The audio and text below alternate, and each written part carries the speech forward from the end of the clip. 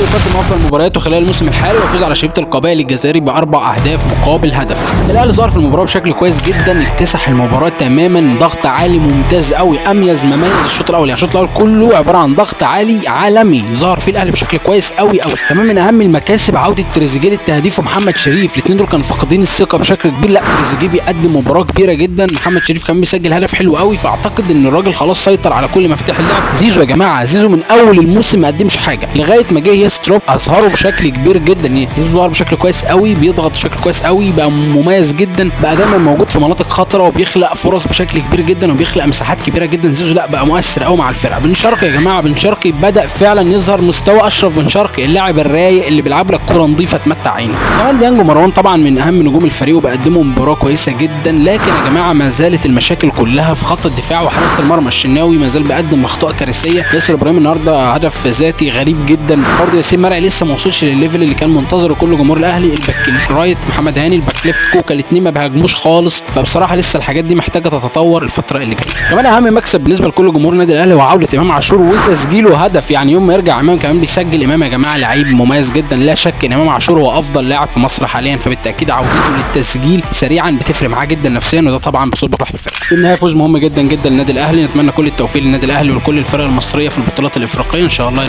يشرفونا ويكون نهائي في الكونفدراليه وفي بطوله افريقيا مصر ان شاء الله. بشكرك جدا يا صديقي لو وصلت لحد هنا، سلام.